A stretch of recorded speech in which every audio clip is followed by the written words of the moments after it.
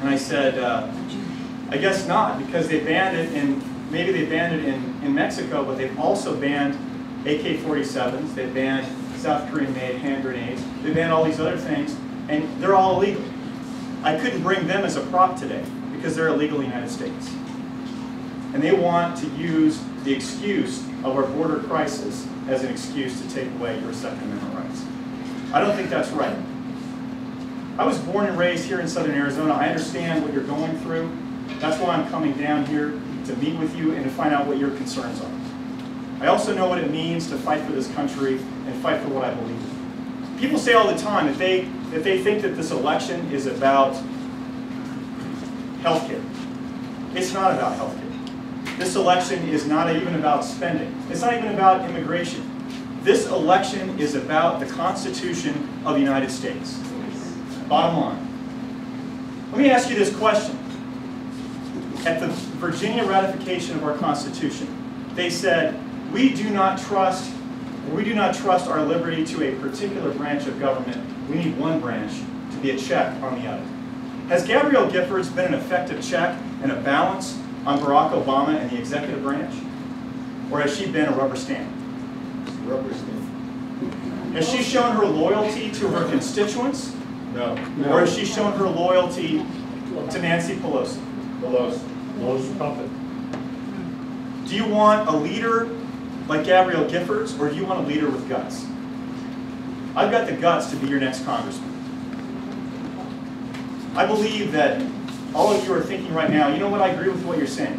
I believe in what you're saying. But here's the thing, how do we know that you're not going to go to Washington, D.C. and disappoint us like everyone else that seems to go there?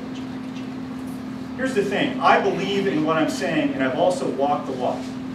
When people talked about illegal immigration and border security and all these other issues that we're facing, the first term I got to the legislature, I wrote, and we got passed what's called the Human Smuggling Act in Arizona.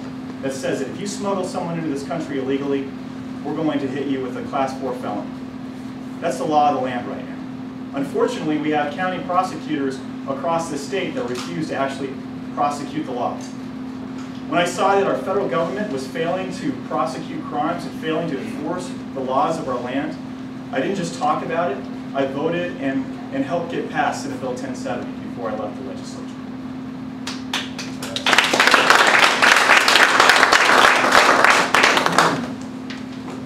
When I first got elected, as I said, I'm an Army reservist. I still serve in the Army Reserve, I'm a captain. And I was told something that if I wanted to stay in the legislature and I wanted to be in the Army, if I wanted to, I could sign a letter. And that letter would say that I can't possibly serve in the Army and I can't serve in Iraq if I'm called up for active duty. They said, you can do that if you want. But I supported the war in Iraq. I supported what we're doing there. I supported our troops. And I believed in my heart there was no way I could sign a letter like that. And what I decided to do was sign my own letter. And that was to volunteer for active duty service.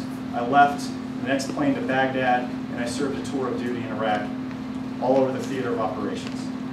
I believe in actually doing what I say I'm going to do. And what I want tonight is I want to hear from you about your questions and answer them as straightforwardly and as honestly as I possibly can.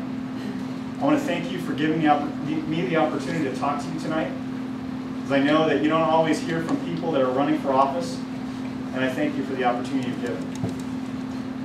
I wanted to make one comment I forgot to say during the introduction, that Russell Pierce is endorsing Jonathan. And that is a big selling point because, as you might or might not know, he is responsible for 1070 and is probably one of the bravest people we've got here in Arizona right now. So, as well as Andy Thomas. And Andy Thomas is also endorsing him. So that, there again, belies the problem that we talked about before with McCabe. So, thank you.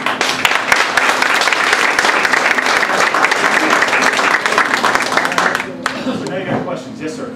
I don't mean to be too nosy, but why did you choose the Democratic Party as the platform for the UC government?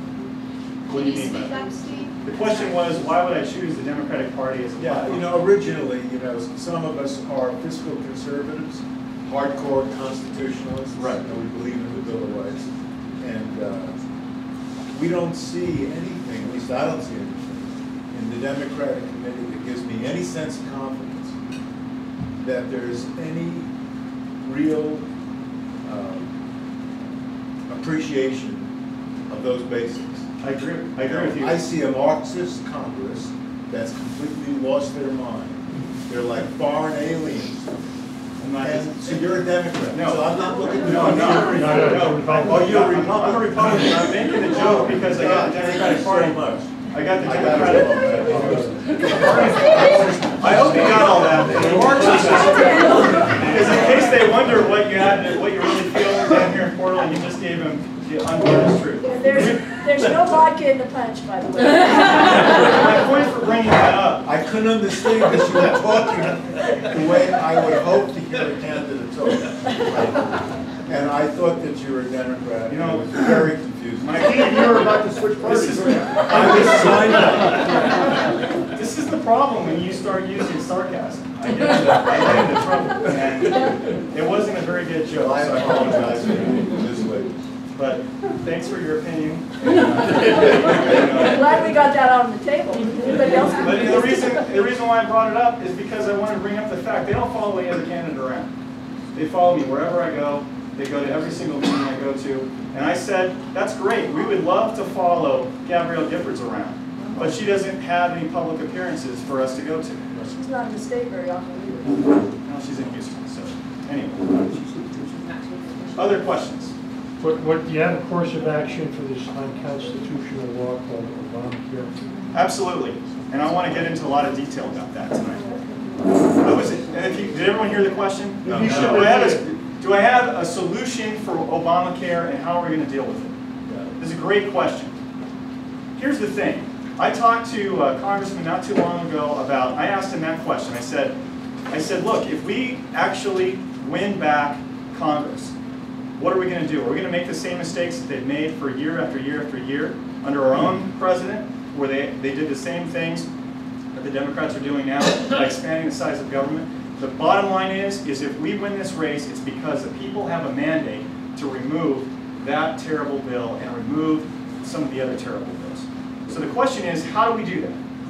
What I understand right now is that there is a budget bill that they cannot get the votes for, or they're kicking down the road because it is so massive.